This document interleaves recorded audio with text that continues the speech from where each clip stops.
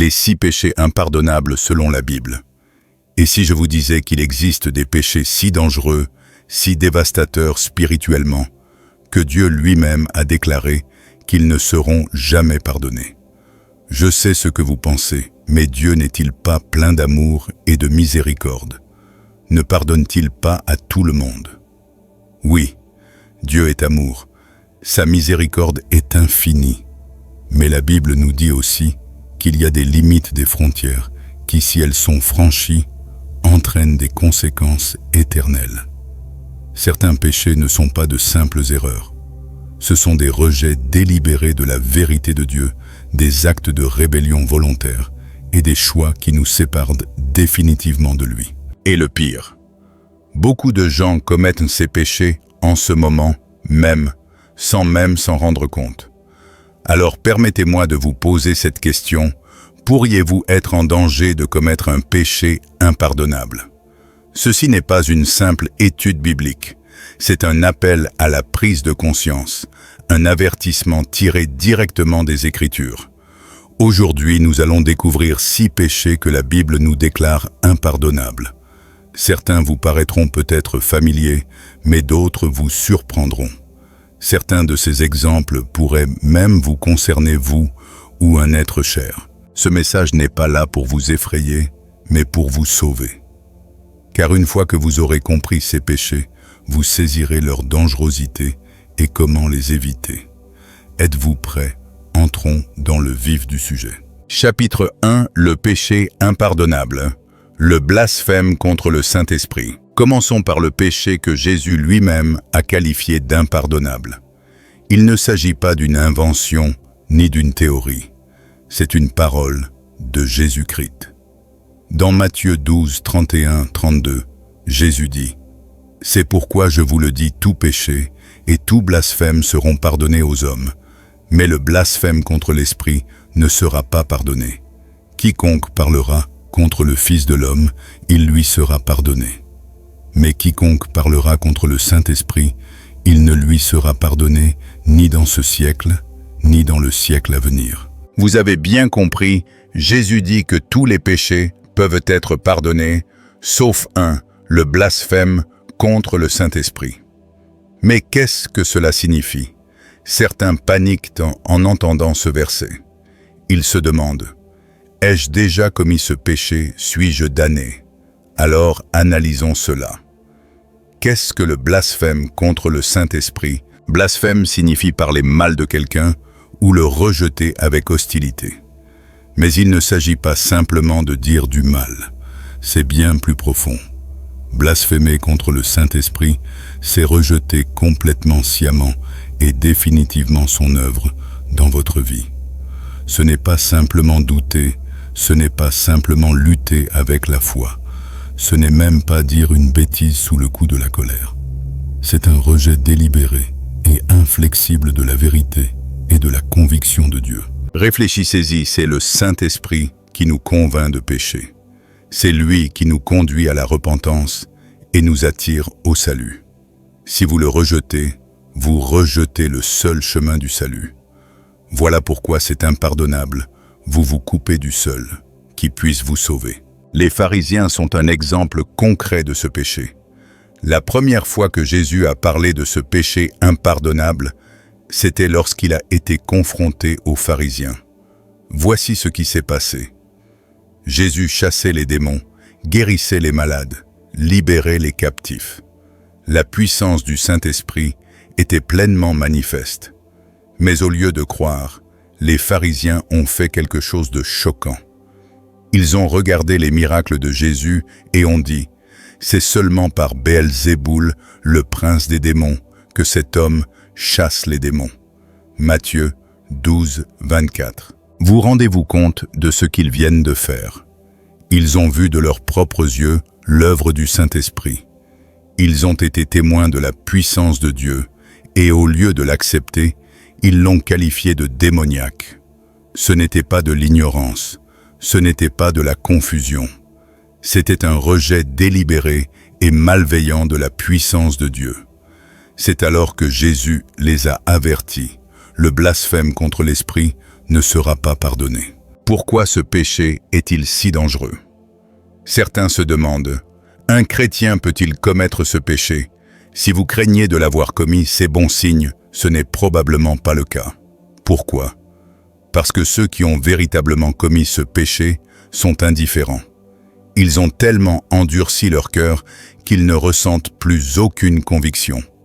Ils voient la vérité de Dieu et la rejettent. Ils se moquent de son esprit. Ils ferment la porte à la repentance et une fois fermée, elle ne s'ouvre plus. Voilà pourquoi ce péché est si terrifiant. Ce n'est pas un acte isolé, c'est un état permanent du cœur. Imaginez vous noyer dans l'océan. On vous lance une bouée de sauvetage, mais au lieu de la saisir, vous la repoussez sans cesse.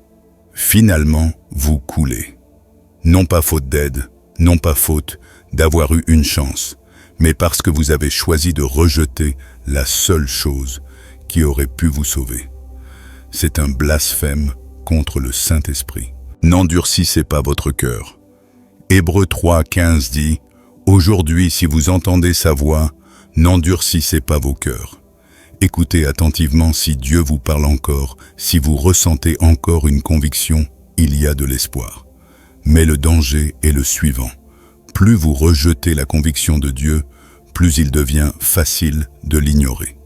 Plus vous endurcissez votre cœur, moins vous entendez sa voix, jusqu'au jour où vous ne l'entendez plus du tout. Et quand cela arrive, il est trop tard. Si vous regardez ceci et que vous pensez « Je ne veux pas rejeter Dieu, je ne veux pas endurcir mon cœur », alors vous n'avez pas encore commis ce péché. Le simple fait que cela vous importe signifie que le Saint-Esprit est toujours à l'œuvre dans votre vie. Mais attention, ne tenez pas cela pour acquis. Si vous sentez que Dieu vous appelle à lui, ne résistez pas. Si vous entendez sa voix vous interpeller, ne l'ignorez pas. Car dès l'instant où vous commencez délibérément à le repousser, vous vous aventurez en terrain dangereux. Dieu ne veut perdre personne. Il ne veut que personne commette ce péché. C'est pourquoi il vous appelle maintenant. Alors que ferez-vous? Ouvrirez-vous votre cœur au Saint-Esprit? Le laisserez-vous vous convaincre, vous changer, vous transformer? Ou le repousserez-vous, endurcirez-vous votre cœur et risquerez-vous de franchir le point de non-retour? Le choix vous appartient. Chapitre 2. Détruire le temple de Dieu. Pécher contre son propre corps. Permettez-moi de vous poser une question importante. Et si la façon dont vous traitez votre corps mettait votre âme en danger? Et si certains de vos choix actuels vous menaient au jugement? Et si, sans le savoir, vous détruisiez ce que Dieu considère comme sacré? La Bible est claire. Votre corps n'est pas seulement fait de chair et d'os. C'est un temple. Pas n'importe quel temple, le temple de Dieu. Et il nous lance cet avertissement terrifiant dans 1 Corinthiens 3, 16, 17. Ne savez-vous pas que vous êtes le temple de Dieu et que l'Esprit de Dieu habite en vous? Si quelqu'un détruit le temple de Dieu, Dieu le détruira, car le temple de Dieu est saint, et vous êtes ce temple. Avez-vous bien compris? Si quelqu'un détruit le temple de Dieu, Dieu le détruira. C'est un péché aux conséquences mortelles, et des millions de personnes le commettent en ce moment même. Certains le font intentionnellement, d'autres sans même s'en rendre compte. Et s'ils ne cessent pas, Dieu lui-même les détruira. Alors que signifie détruire le temple de Dieu? Et comment s'assurer de ne pas commettre ce péché? Analysons cela. Que signifie détruire le temple de Dieu? 1 Corinthiens 6, 19, 20 dit « Ignorez-vous que votre corps est le temple du Saint-Esprit, qui est en vous, que vous avez reçu de Dieu. Vous ne vous appartenez pas, vous avez été rachetés à un grand prix. Glorifiez donc Dieu dans votre corps. » Votre corps ne vous appartient pas. Vous appartenez à Dieu.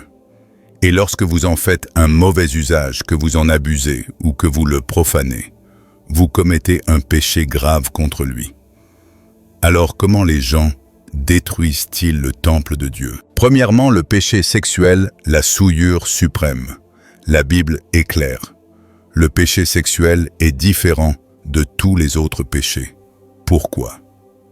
parce que c'est un péché contre votre propre corps, le temple même de Dieu. 1 Corinthiens 6, 18 dit « Fuyez l'immoralité sexuelle ». Tous les autres péchés qu'un homme commet sont extérieurs à son corps. Mais celui qui se livre à l'immoralité sexuelle pêche contre son propre corps. Adultère, fornication. Relations sexuelles, hors mariage, pornographie, homosexualité, tout acte sexuel contraire au dessein de Dieu. Tous ces péchés détruisent le temple de Dieu. Et des millions de personnes, y compris des chrétiens, sont esclaves de ces péchés. Certains pensent que ce n'est pas grave. Certains disent « Ce n'est que mon corps, c'est mon choix ». Mais Dieu dit que si vous souillez son temple, il vous détruira. Ce n'est pas une opinion, ce n'est pas un avertissement d'un pasteur. C'est la parole du Dieu Tout-Puissant. Et si vous ne vous repentez pas, la destruction viendra. Deuxièmement, l'automutilation et le suicide, le rejet ultime du temple de Dieu. Il est douloureux d'aborder ce sujet, mais il est nécessaire de le dire, car de nombreuses personnes, même des chrétiens, souffrent de profondes douleurs, de dépression et de pensées suicidaires. Certaines ont fait le choix tragique de mettre fin à leur jour. Mais écoutez bien, le suicide n'est pas seulement une erreur tragique. C'est l'acte ultime de destruction du temple de Dieu et c'est un péché aux conséquences éternelles. Avant de vous mettre sur la défensive, écoutez-moi. Le suicide est souvent motivé par une profonde souffrance mentale et émotionnelle. Dieu comprend cette souffrance. Son cœur se brise pour ceux qui souffrent. Mais la réalité est la suivante. Mettre fin à ces jours est un rejet définitif de la vie que Dieu vous a donnée. Vous détruisez son temple. Vous rejetez son autorité sur votre vie et il n'y a pas de repentance après la mort. C'est pourquoi le suicide est si dangereux. Si vous êtes aux prises avec ces pensées, demandez de l'aide. Parlez-en à quelqu'un. Priez. Cherchez Dieu. Ne prenez pas une décision irréversible, car aussi difficile que soit la vie, Dieu a toujours un plan pour vous. Et si vous le laissez faire, il vous restaurera. Troisièmement, la dépendance, ce poison lent qui détruit. La dépendance est l'un des principaux moyens par lesquels les gens détruisent leur corps. Qu'il s'agisse de drogue, d'alcool, de tabac, de suralimentation, tout ce qui vous a servi contribue à détruire lentement le temple de Dieu. La Bible nous avertit, ne vous enivrez pas de vin, car cela mène à la débauche. Soyez plutôt remplis de l'esprit. Éphésiens 5, 18. Ne vous laissez asservir par rien. 1 Corinthiens 6, 12. Si vous êtes dépendant de quelque chose, cela signifie que cette chose a le contrôle sur vous. Et si elle détruit votre corps, elle détruit le temple de Dieu. Et si vous ne cessez pas Dieu, dit qu'il vous jugera. Quatrièmement, l'avortement, la violation ultime du temple de Dieu. Je sais que c'est un sujet controversé, mais je ne me tairai pas, car c'est l'un des plus grands péchés de notre génération. L'avortement, c'est détruire un temple avant même qu'il soit pleinement construit. Chaque enfant dans le ventre de sa mère appartient à Dieu. Chaque bébé est une vie créée à son image. Le psaume 139, 13, 16 dit « C'est toi qui as formé mes reins, qui m'as tissé dans le sein de ma mère. Je te loue de ce que je suis une créature si merveilleuse. » Mettre fin à une vie dans le ventre de sa mère, c'est détruire la création divine. C'est profaner un temple qui appartient à Dieu. C'est commettre un acte de rébellion contre le Créateur. Et à moins de se repentir et d'implorer la miséricorde divine, le jugement s'abattra sur eux. Votre corps ne vous appartient pas. Le monde vous dit, c'est votre corps, faites-en ce que vous voulez. C'est votre vie, faites vos propres choix. Personne ne peut vous dicter votre conduite. Mais Dieu dit, votre corps ne vous appartient pas, il m'appartient. Si vous détruisez mon temple, je vous détruirai. Ce n'est pas une plaisanterie. Il ne faut pas prendre cela à la légère. Vivez-vous dans le péché sexuel, repentez-vous. Faites-vous du mal à votre corps. Arrêtez. Êtes-vous dépendant de quoi que ce soit, libérez-vous. Car si vous ne le faites pas, le jugement de Dieu approche et lorsqu'il viendra, il sera trop tard. Votre corps est sacré. Votre corps est le temple de Dieu. Votre corps a été racheté à grand prix, le sang de Jésus-Christ. Honorez-le donc avec votre corps. Vivez saintement, repentez-vous de vos péchés et protégez le temple qu'il vous a donné. Car si vous le détruisez, il vous détruira. Le choix vous appartient. Chapitre 3. Le péché d'apostasie. Se détourner volontairement du Christ. Et si je vous disais qu'il existe un péché si dangereux, si spirituellement destructeur, qu'une fois commis, il est irréversible. Ce péché, c'est l'apostasie, connaître la vérité de Jésus-Christ, expérimenter sa puissance et s'en détourner délibérément. Il ne s'agit pas d'un simple doute ou d'une période de faiblesse, mais d'un rejet total, volontaire et définitif du Christ après l'avoir connu. La Bible nous avertit, une fois tombé dans la véritable apostasie, il est impossible de le ramener à lui.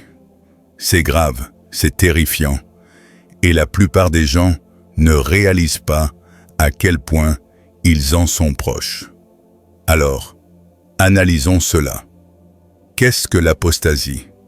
Le mot apostasie signifie abandonner, renier sa foi.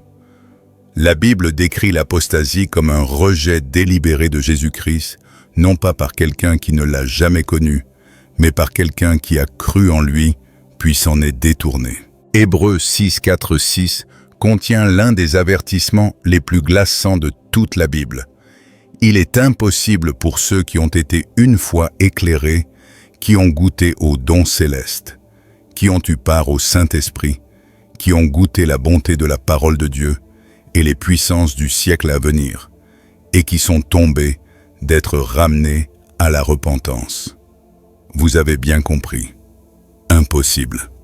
Pas difficile, pas improbable, impossible. Pourquoi?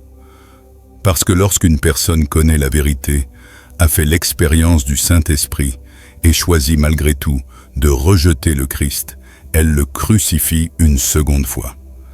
Elle se rend irrémédiablement perdue. Elle s'engage dans une rébellion permanente et il n'y a plus de retour possible. Un chrétien peut-il perdre son salut? C'est l'un des plus grands débats au sein du christianisme. Certains disent « une fois sauvé, toujours sauvé ». D'autres affirment qu'un croyant peut s'éloigner de la foi et être perdu à jamais. Mais voici ce que nous savons: la Bible regorge de mises en garde contre l'apostasie. Elle nous exhorte à persévérer jusqu'à la fin. Elle indique clairement que ceux qui abandonnent le Christ s'exposent à des conséquences éternelles. Alors, posons-nous une autre question au lieu de nous demander « puis-je perdre mon salut ?» Demandons-nous plutôt « est-ce que je suis vraiment Jésus ou est-ce que je m'en éloigne peu à peu ?» Car l'apostasie ne se produit pas du jour au lendemain. Elle commence insidieusement. Un petit compromis par-ci, une petite rébellion par-là. Un peu moins de temps passé avec Dieu, un peu plus d'amour pour le monde. Et avant même de s'en rendre compte, on est loin du Christ. Le cœur est froid, la foi est morte, et on est indifférent. La Bible nous donne des exemples terrifiants de personnes qui connaissaient la vérité et qui, malgré tout, s'en sont détournées. Prenons l'exemple de Judas Iscariote, le traître par excellence. Judas marchait avec Jésus. Judas a vu les miracles.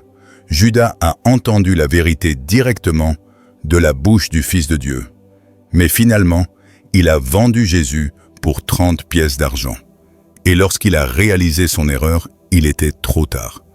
Il ne s'est pas repenti, il n'a pas cherché le pardon, il a mis fin à ses jours dans le désespoir. Deuxième exemple, Démas, un homme qui aimait le monde plus que Dieu.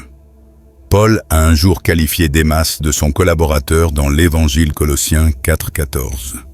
Mais plus tard, Paul a écrit « Démas, par amour pour ce monde, m'a abandonné et est allé à Thessalonique. » 2 Timothée 4:10. Démas possédait la vérité et l'a rejetée. Pourquoi? Parce qu'il aimait le monde plus que le Christ. Et c'est exactement ainsi que l'apostasie se produit aujourd'hui, non pas par un rejet brutal et spectaculaire, mais en tombant lentement, progressivement, amoureux d'autre chose. L'apostasie moderne, pourquoi tant de gens s'éloignent-ils de Dieu? Regardez autour de vous. Combien de personnes connaissez-vous qui ont suivi Jésus autrefois, mais qui ne le suivent plus? Certaines ont été élevées dans l'Église, d'autres ont prêché l'Évangile, d'autres encore ont animé des cultes. Certaines se sont même autoproclamées pasteurs. Et maintenant, elles disent « Je ne crois plus ». Elles disent « Je n'ai pas besoin de Jésus ». Elles disent « La Bible ne dit pas vrai ». Elles connaissaient la vérité. Elles s'en sont détournées, et à moins qu'elles ne se repentent avant que leur cœur ne s'endurcisse complètement, elles ne reviendront jamais. Le danger d'un cœur endurci, voici la terrifiante réalité. Plus vous rejetez le Christ, plus il devient difficile de revenir. Hébreux 10, 26, 27 dit que si nous continuons volontairement à pécher, après avoir reçu la connaissance de la vérité, il ne reste plus de sacrifice pour les péchés, mais seulement une attente terrible du jugement et d'un feu ardent qui consumera les ennemis de Dieu. Une fois que vous avez entendu la vérité, vous en êtes responsable. Et si vous la rejetez, il ne reste que le jugement. Ce n'est pas seulement un avertissement pour les autres. C'est un avertissement pour vous, car personne ne se réveille un beau matin en se disant « Tiens, je vais abandonner Jésus ». Aujourd'hui, cela se fait progressivement. Première étape, vous cessez de lire la Bible. Deuxième étape, vous cessez de prier. Troisième étape, vous cessez d'aller à l'église. Quatrième étape, vous commencez à aimer le monde plus que Dieu. Cinquième étape, votre cœur s'endurcit. Sixième étape, vous rejetez Jésus complètement. Quand vous vous en rendez compte, il est trop tard. Alors quelle est la solution? Restez proche de Jésus, veillez sur votre cœur et ne laissez pas le monde vous en éloigner. Ne cessez jamais de lutter pour votre foi, car si vous vous éloignez et ne revenez jamais, il n'y a pas de seconde chance. L'apostasie n'est pas un accident, c'est une décision délibérée de s'éloigner du Christ. Une fois votre cœur complètement endurci, une fois que vous l'avez complètement rejeté, il n'y a pas de retour en arrière. Alors je vous le demande, vous rapprochez-vous de Jésus ou vous en éloignez-vous lentement? Car si vous risquez de vous éloigner, ceci est un avertissement. Réveillez-vous et revenez à Jésus avant qu'il ne soit trop tard. Chapitre 4. Recevoir la marque de la bête, le choix impardonnable. Et si je vous disais qu'il existe une décision, un seul choix, qui scellera votre destin à jamais. Une décision qui, une fois prise, ne laisse aucune place au repentir. Une décision qui garantit la séparation éternelle d'avec Dieu. Cette décision, c'est recevoir la marque de la bête. Et la Bible est, on ne peut plus clair sur ce qui arrive à ceux qui la reçoivent. Apocalypse 14, 9-11 lance un avertissement terrifiant si quelqu'un adore la bête et son image, et reçoit sa marque sur son front ou sur sa main. Il boira lui aussi du vin de la fureur de Dieu, versé sans mélange, dans la coupe de sa colère. Il sera tourmenté par du feu et du soufre, devant les saints anges et devant l'agneau. Et la fumée de son tourment montera au siècle des siècles. Il n'y aura de repos, ni jour ni nuit, pour ceux qui adornent la bête et son image, ni pour quiconque reçoit la marque de son nom. Je le répète, aucun repos, des tourments éternels, aucune chance de salut. Recevoir la marque de la bête est un péché impardonnable. Mais en quoi consiste-t-elle? Comment cela se produit-il? Et comment éviter de tomber dans ce piège? Analysons cela. La marque de la bête est mentionnée pour la première fois dans l'Apocalypse 13, 16, 17. Elle obligea tous les hommes, grands et petits, riches et pauvres, libres et esclaves, à recevoir une marque sur leur main droite ou sur leur front, afin qu'ils ne puissent ni acheter ni vendre sans cette marque, qui est le nom de la bête ou le nombre de son nom. Cette marque est directement liée au culte de l'Antéchrist. Elle sera obligatoire pour toute transaction commerciale. Elle symbolisera l'allégeance à un dirigeant mondial, la bête, et constituera un acte de rébellion contre Dieu. Une fois qu'une personne la reçoit, elle appartient à Satan pour toujours. La marque sera-t-elle physique? C'est l'une des questions les plus fréquemment posées. Certains pensent qu'il s'agira d'un tatouage ou d'un marquage au fer rouge. D'autres imaginent une puce implantée ou une identité numérique. D'autres encore affirment qu'elle représente symboliquement le culte de la bête. Quelle que soit sa forme, une chose est sûre, elle sera imposée au monde entier. Elle sera liée à l'économie. Vous ne pourrez ni acheter ni vendre sans elle. Ce sera un signe de loyauté envers l'Antéchrist. La recevoir signifie rejeter Dieu définitivement. Ce n'est pas quelque chose que l'on prend par accident. C'est une décision consciente et délibérée de choisir la bête plutôt que Dieu.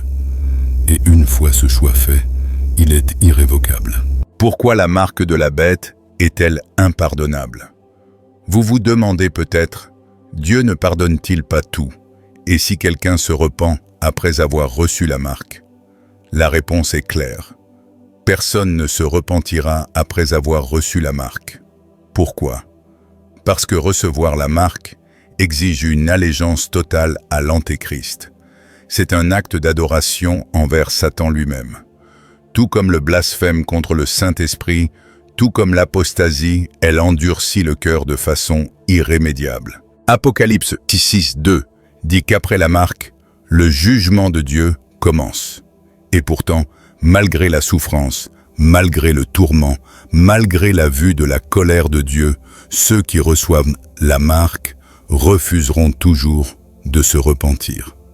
Leur cœur sera endurci à jamais, leur destin scellé, et ils seront perdus pour toujours. Les chrétiens seront-ils contraints de recevoir la marque? Beaucoup craignent, et s'ils me l'imposent, et si je la reçois par accident? Soyons clairs, on ne reçoit pas la marque par accident. On ne peut pas vous y contraindre par ruse. Ce sera un choix délibéré, une décision de suivre la bête. Les vrais chrétiens, ceux qui sont fidèles à Jésus, ne recevront jamais la marque, même si cela signifie perdre leur emploi, être traqués, mourir de faim, être jetés en prison, voire exécutés. Ils choisiront Jésus plutôt que le monde. C'est pourquoi Apocalypse 24 dit « Je vis les âmes de ceux qui avaient été décapités à cause du témoignage de Jésus et de la parole de Dieu. Ils n'avaient pas adoré la bête ni son image, et ils n'avaient pas reçu sa marque sur leur front ni sur leurs mains. Certains seront tués pour avoir refusé la marque, mais ils régneront avec le Christ dans son royaume. Regardez autour de vous. Le monde se prépare déjà à ce système. Les gouvernements encouragent l'adoption des identités numériques et le contrôle des finances. La société est conditionnée à accepter une domination mondiale. La technologie progresse au point que les économies sans espèces pourraient devenir obligatoires du jour au lendemain. Et lorsque l'Antéchrist se lèvera, tout convergera. Mais voici le point crucial. La Bible nous dit que l'Église ne sera plus là lorsque la marque de la bête sera introduite. Pourquoi? Parce que l'enlèvement, le départ des croyants, a lieu en premier. La marque de la bête fait partie de la grande tribulation, et la Bible dit que les vrais croyants seront enlevés avant le début de cette période de colère. Cela signifie que si vous êtes un disciple du Christ aujourd'hui, vous ne serez plus là pour faire face à ce choix.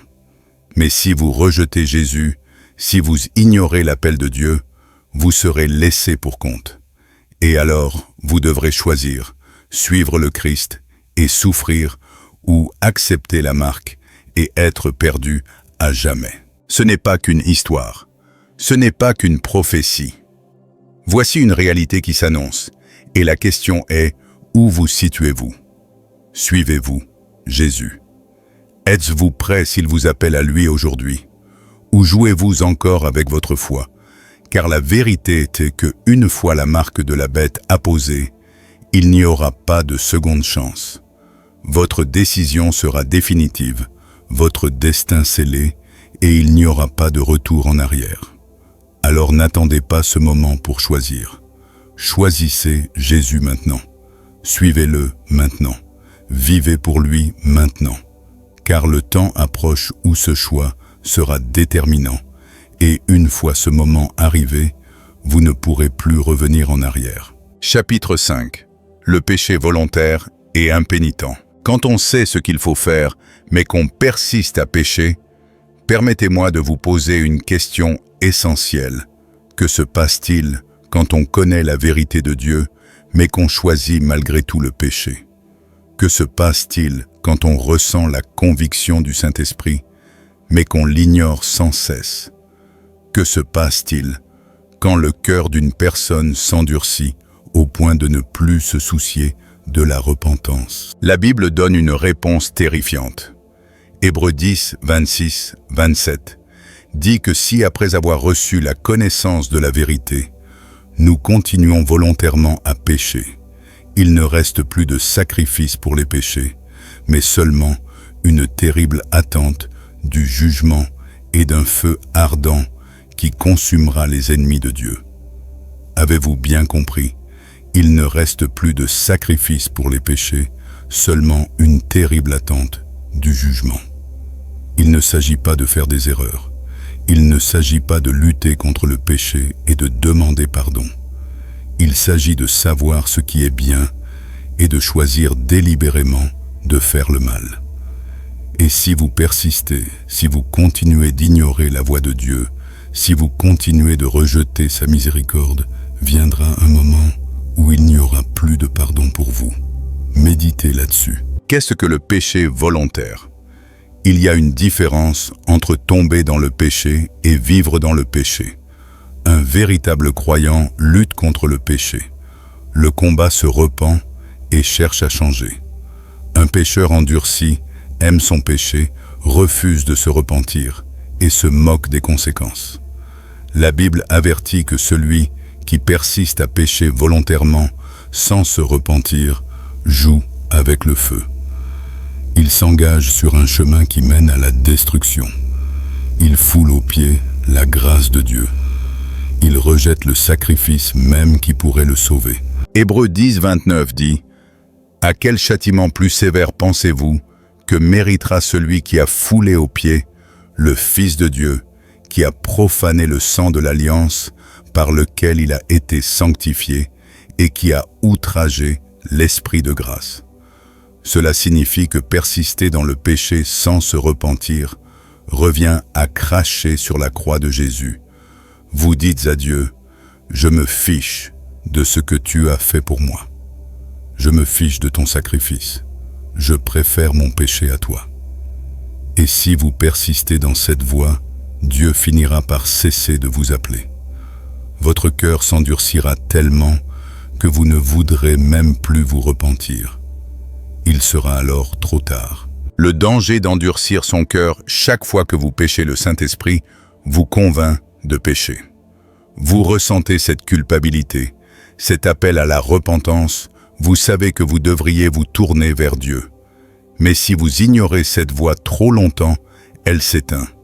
Si vous continuez à pécher sans vous repentir, votre cœur s'endurcit jusqu'au jour où vous ne ressentez plus aucune conviction.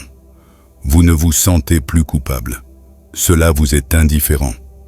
Et lorsque cela arrive, vous entrez dans une zone de danger spirituel.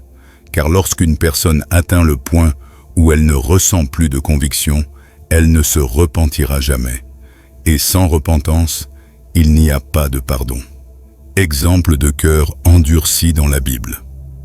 Premièrement, Pharaon, un homme qui a ignoré Dieu jusqu'à ce qu'il soit trop tard. Dans l'Exode, Dieu envoya Moïse avertir Pharaon à maintes reprises. Dieu lui donna plusieurs occasions de se repentir. La première plaie survint. Pharaon endurcit son cœur. La deuxième plaie survint. Pharaon endurcit son cœur. La troisième, la quatrième, la cinquième, la sixième plaie. Il continua de rejeter Dieu jusqu'à ce que Dieu endurcisse définitivement son cœur. Pharaon franchit la limite. Il ignora la voix de Dieu tant de fois que Dieu finit par cesser de lui parler. Et le résultat, il fut anéanti. Deuxièmement, Ésaü, un homme qui a demandé le pardon trop tard. Hébreux 12, 16, 17 nous parle d'Ésaü. Prenez garde qu'il n'y ait personne d'impur ou d'impie, comme Ésaü qui vendit son droit d'aînesse pour un seul repas.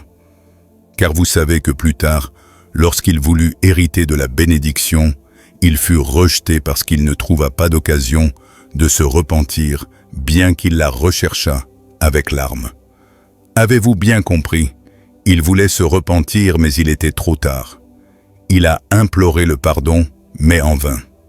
Voilà le danger de jouer avec le péché. On croit avoir le temps de se repentir. On croit pouvoir revenir à Dieu quand bon nous semble. Mais un jour, on risque de se retrouver comme Ésaü à crier grâce, mais il sera trop tard. Quand Dieu abandonne-t-il quelqu'un? Dieu est patient, Dieu est miséricordieux, Dieu pardonne, mais on ne se moque pas de lui.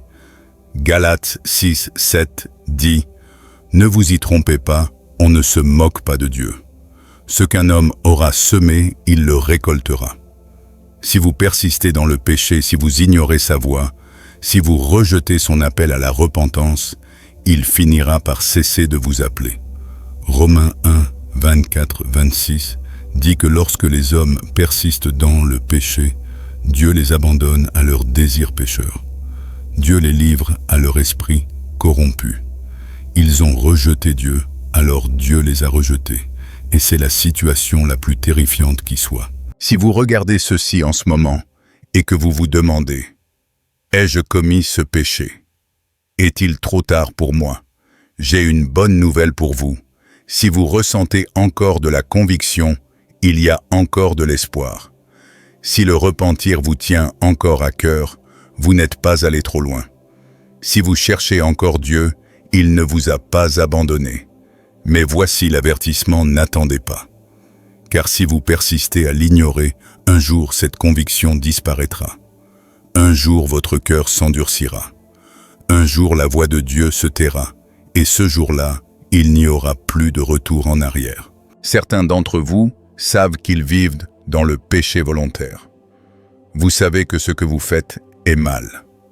Vous ressentez la conviction de Dieu. Vous vous répétez « Je me repentirai plus tard ».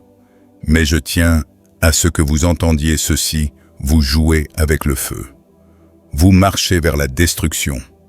Vous êtes peut-être plus près du jugement que vous ne le pensez. Alors je vous le demande, allez-vous continuer à ignorer la voix de Dieu? Ou allez-vous vous repentir avant qu'il ne soit trop tard? Car une fois que Dieu cesse d'appeler, il n'y a pas de seconde chance. Il n'y a pas de retour en arrière. Il n'y a plus de pardon. Le choix vous appartient. Chapitre 5. Le manque de pardon. Si vous refusez de pardonner, Dieu ne vous pardonnera pas. Et si je vous disais que garder rancune pourrait vous envoyer en enfer? Et si je vous disais que le manque de pardon est l'un des péchés les plus graves, car il vous empêche directement d'obtenir le pardon de Dieu? Ce n'est pas un détail. Vous ne pouvez pas l'ignorer. Vous ne pouvez pas le justifier en disant « mais vous ne savez pas ce qu'ils m'ont fait ». Car Jésus lui-même a dit « Si vous pardonnez aux autres leurs offenses, votre Père céleste vous pardonnera aussi. Mais si vous ne pardonnez pas aux autres leurs offenses, votre Père ne vous pardonnera pas non plus. » Matthieu 6, 14, 15. Méditez là-dessus. Si vous refusez de pardonner aux autres, Dieu refusera de vous pardonner. Et sans le pardon de Dieu, où cela vous mène-t-il? Séparé de Dieu, impardonnable, condamné. Le manque de pardon n'est pas qu'un simple problème. c'est une rébellion directe contre le commandement de Dieu. C'est un poison qui détruit votre âme. C'est un péché qui peut vous interdire l'accès au ciel. Alors, je vous pose la question. Y a-t-il quelqu'un dans votre vie que vous avez refusé de pardonner? Si la réponse est oui, alors écoutez attentivement. Pourquoi le manque de pardon est-il si grave? Certains pensent que le pardon est facultatif. Ils disent « Je pardonnerai, mais je n'oublierai jamais. Ils ne méritent pas mon pardon. » Ou « Je pardonnerai quand ils s'excuseront. » Mais voici la vérité. Le pardon ne concerne pas l'autre personne. Le pardon concerne votre relation avec Dieu. Car lorsque vous refusez de pardonner, vous vous enfermez dans une prison spirituelle. Vous laissez l'amertume empoisonner votre cœur. Vous vous coupez de la miséricorde de Dieu. Marc 11, 25 dit « Et lorsque vous vous tenez debout pour prier si vous avez quelque chose contre quelqu'un, pardonnez-lui, afin que votre Père qui est dans les cieux vous pardonne aussi vos offenses. Si vous ne pardonnez pas, Dieu n'entendra pas vos prières. Dieu ne vous bénira pas.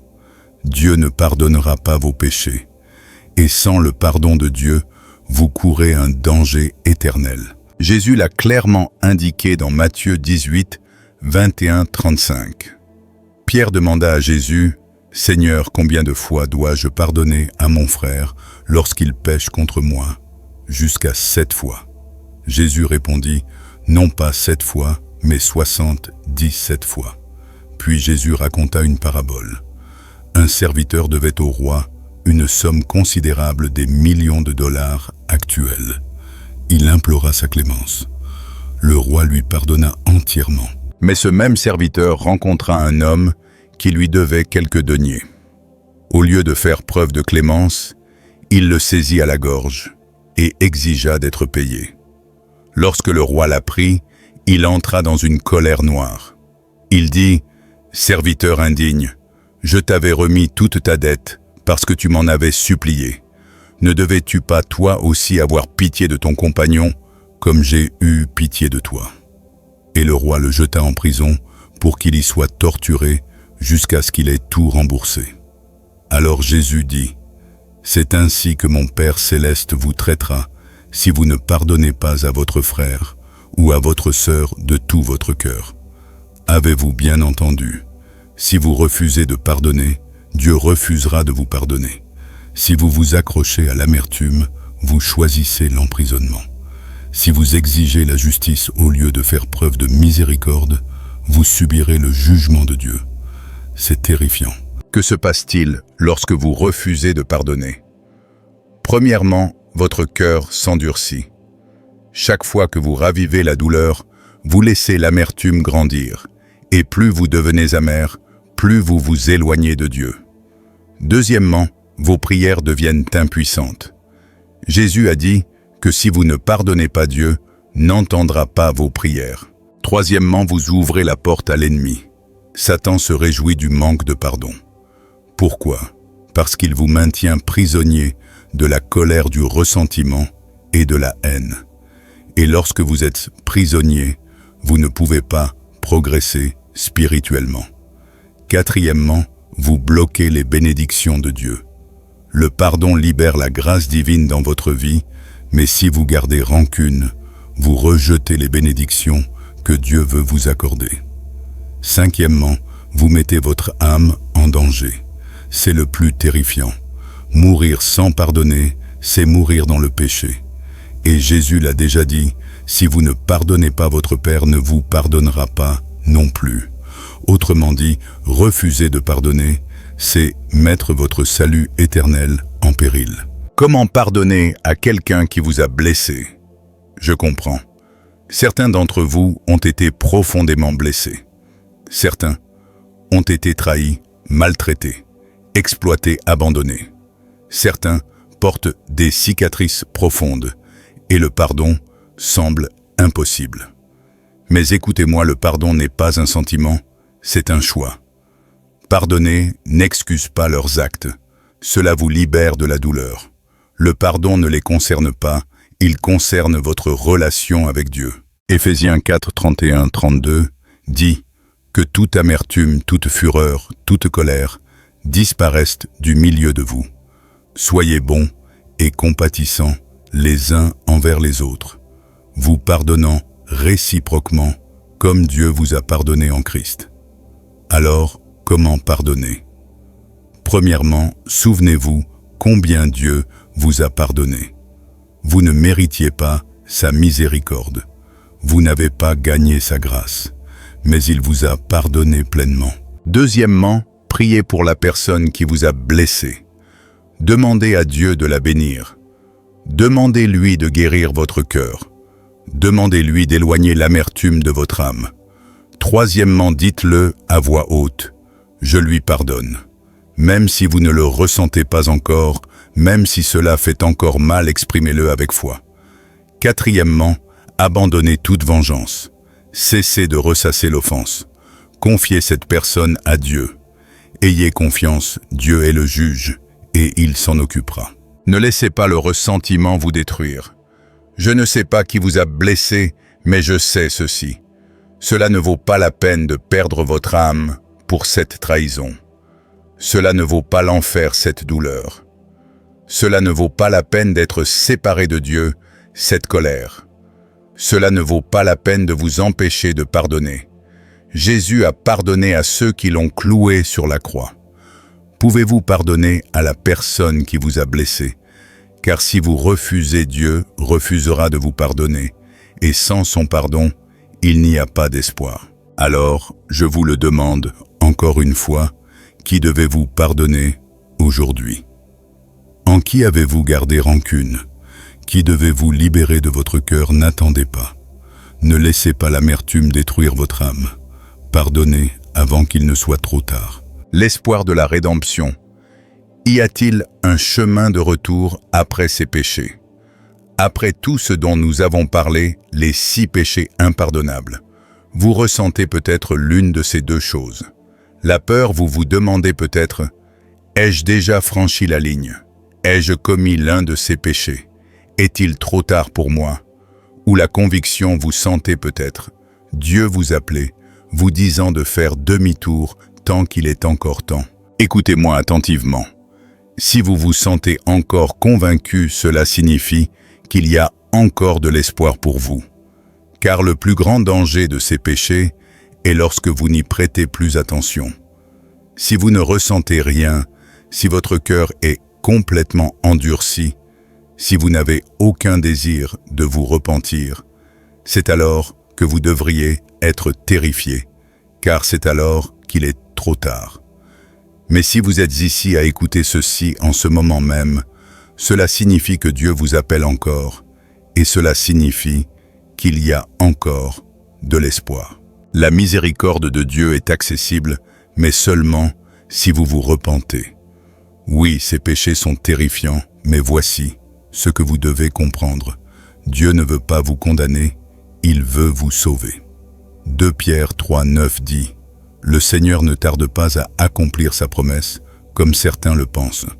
Au contraire, il use de patience envers vous, ne voulant pas qu'aucun périsse, mais que tous parviennent à la repentance. » Cela signifie qu'en ce moment même, il vous offre une chance de vous détourner du péché, de vous abandonner pleinement à Jésus et d'être pardonné avant qu'il ne soit trop tard. Mais vous devez agir maintenant. Ne jouez pas avec Dieu. Ne croyez pas avoir plus de temps.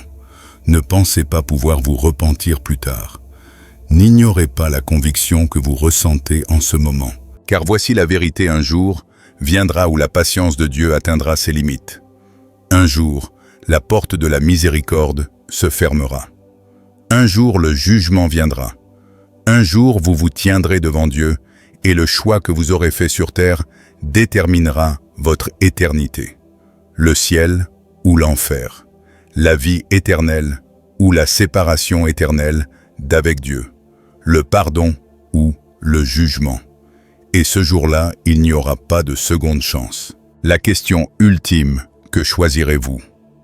Vous avez entendu la vérité, vous connaissez les dangers, vous savez ce qui est en jeu. Maintenant le choix vous appartient.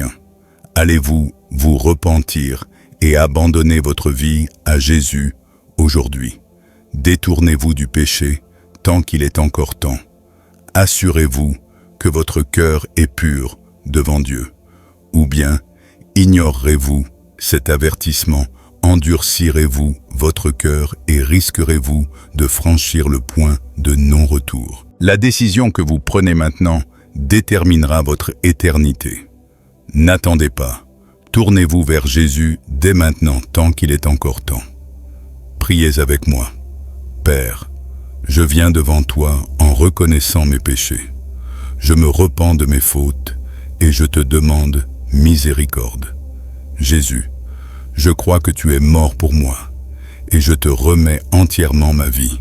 Remplis-moi de ton Esprit Saint et aide-moi à vivre pour toi à partir d'aujourd'hui. Je choisis de te suivre quoi qu'il arrive. Au nom de Jésus, Amen. Si vous avez prié ainsi avec sincérité, Dieu vous entend. Ne vous contentez pas de prononcer ces mots, vivez-les. Car c'est le moment de votre décision et un jour, lorsque vous vous tiendrez devant Dieu, vous serez heureux de l'avoir choisi. Ce monde est plein de tromperies. La tentation est partout. Le péché s'aggrave. Le retour de Jésus est plus proche que jamais. Demeurez dans la parole de Dieu. Persévérez dans la prière. Restez proche de Jésus quoi qu'il arrive. Car au final, une seule chose comptera. Avez-vous vraiment suivi le Christ? Assurez-vous que votre réponse est oui. Que Dieu vous bénisse. Restez fidèles. Soyez prêts. Le temps presse. Jésus revient bientôt.